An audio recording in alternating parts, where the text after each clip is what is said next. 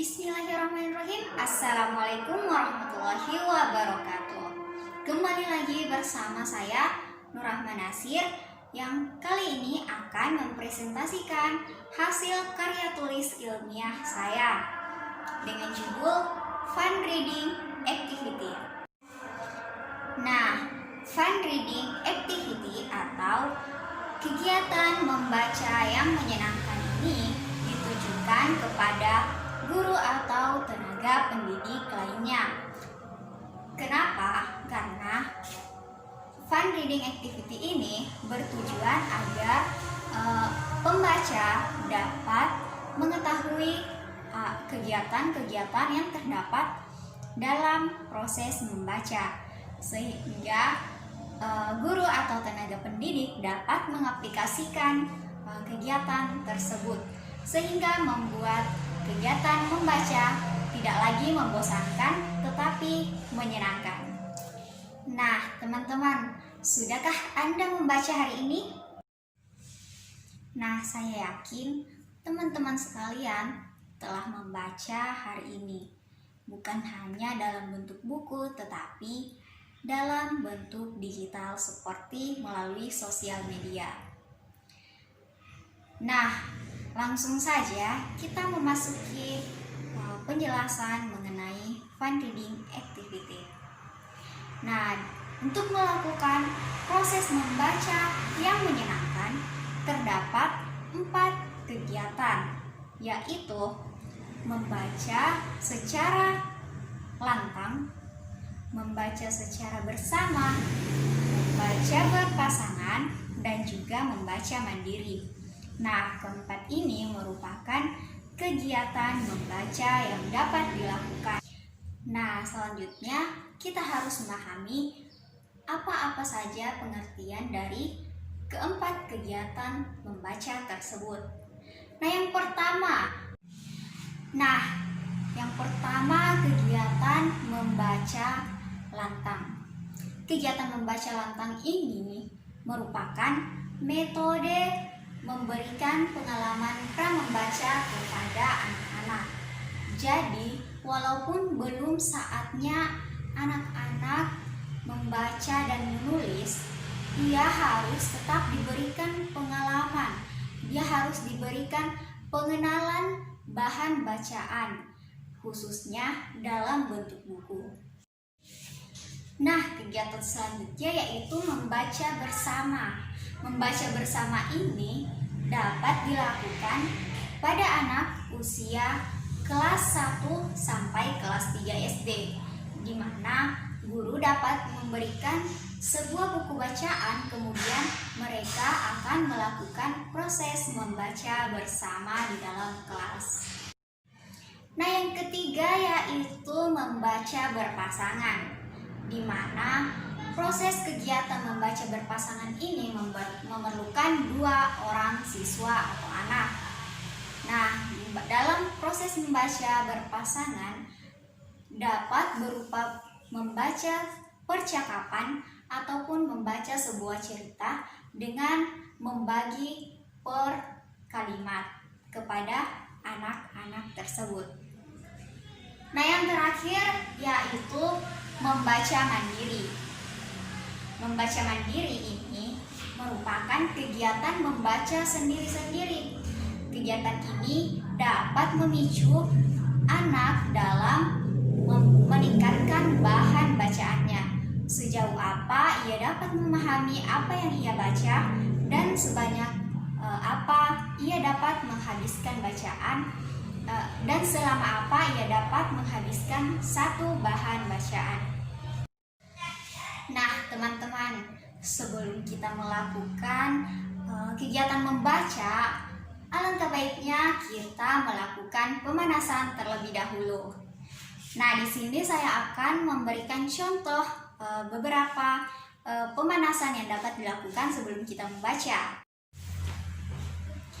Nah, pemanasan yang pertama yaitu olah gerak. Kita contoh ya.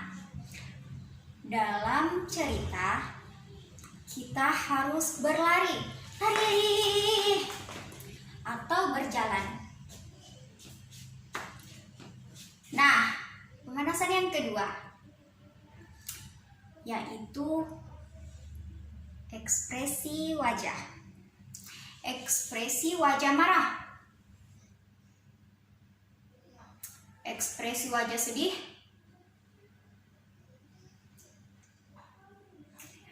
ekspresi wajah senang. Yeay!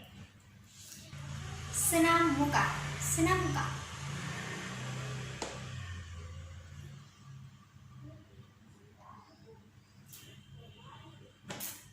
Nah, yang terakhir yaitu olah vokal. I, U, E, O.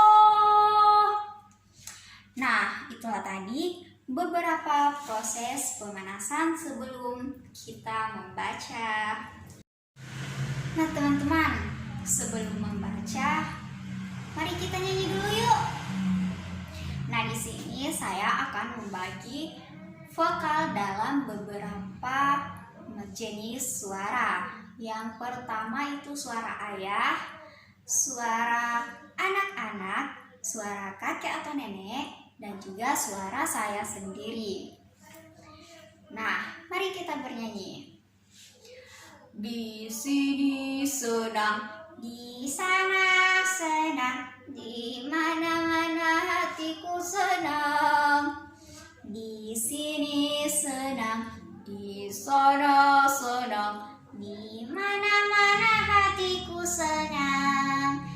La la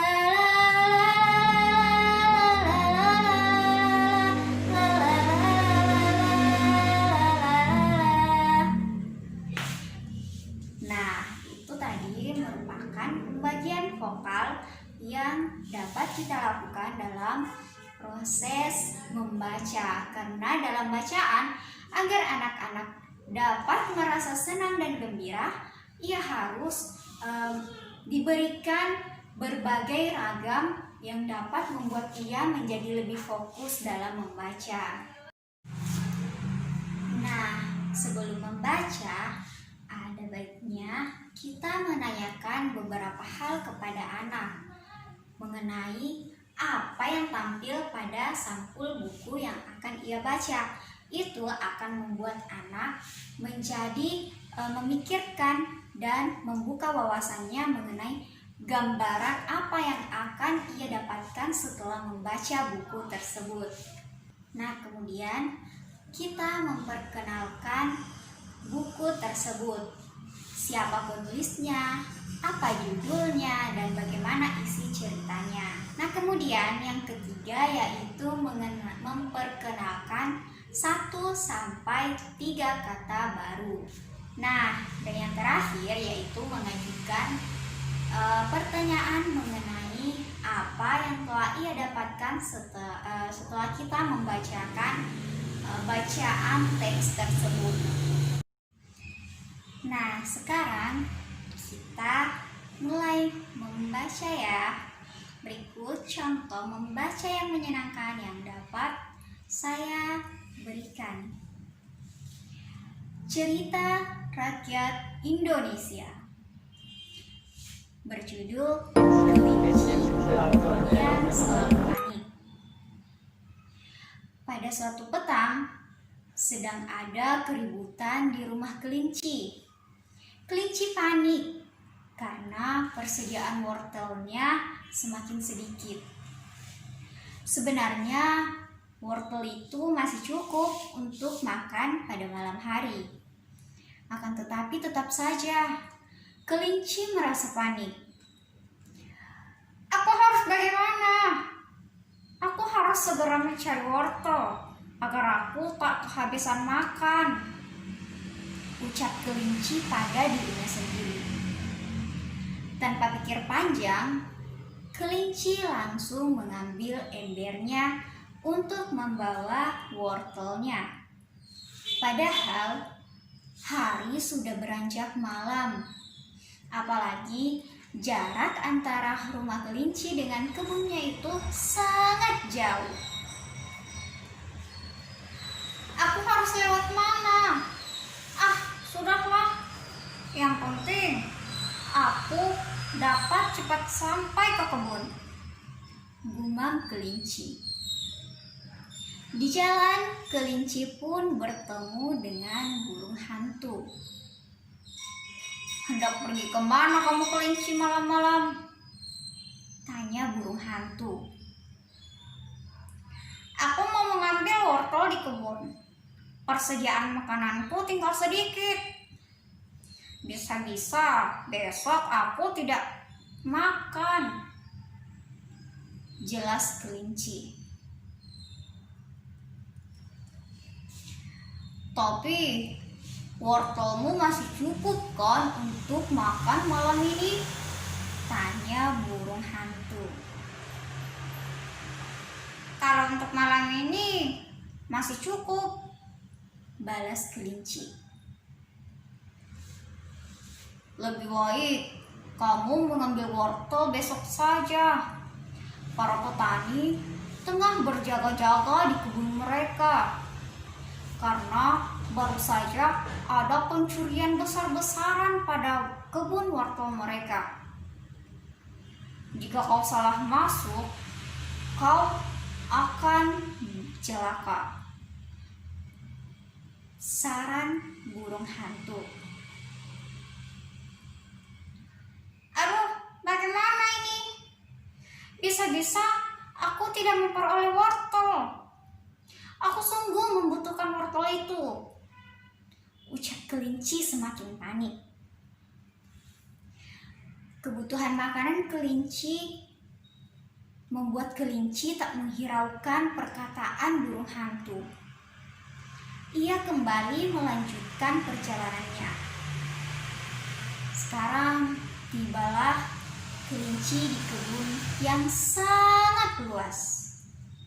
Kelinci tak bisa membedakan apakah itu kebun miliknya atau milik para petani. Yang jelas, tanaman wortel yang ada dalam kebun itu sangat banyak. Kelinci pun bergegas mencabut semua wortel yang ada di kebun tersebut. Tiba-tiba terdengar suara gaduh. "Ternyata kelinci itu yang mencuri wortel-wortel kita. Ayo, tangkap kelinci itu agar tak lagi merusak kebun kita," ajak petani kepada teman-temannya. Walah, kelinci salah masuk kebun. Ia masuk ke kebun petani. Mendengar petani menyebut namanya, kelinci langsung berlari ketakutan. Ia sangat panik. Karena tidak berhati-hati, kelinci pun jatuh ke sungai. Dan ia terbawa arus sungai. Sungguh, kelinci sangat menyesal karena tak mendengarkan perkataan burung hantu. Namun, kelinci juga sangat bersyukur karena meski terbawa arus, ia masih bisa selamat. Nah, teman-teman, adapun pesan moral yang dapat kita petik dari cerita kelinci yang suka panik ini yaitu jangan suka terburu-buru. Lakukan apa yang ingin kita lakukan itu secara bertahap dan pelan-pelan, dengan sabar dan dengan penuh kehati-hatian. Jangan sampai karena terburu-buru, karena diburu waktu, atau karena ego kita sendiri, itu akan membuat kita malah celaka ke depannya, membuat pekerjaan kita tidak ada yang selesai tepat pada waktunya. Nah, itulah beberapa penjelasan singkat dari saya mengenai fun reading activity. Nah, semoga teman-teman calon pendidik ataupun pengajar saat ini dapat memberikan contoh membaca yang baik kepada anak-anak dan peserta didik, sehingga anak-anak tidak lagi bosan membaca buku, tetapi lebih menyenangkan dan membuat ia semakin tertarik dalam membaca buku. Terima kasih, sekian dari saya. Assalamualaikum warahmatullahi wabarakatuh.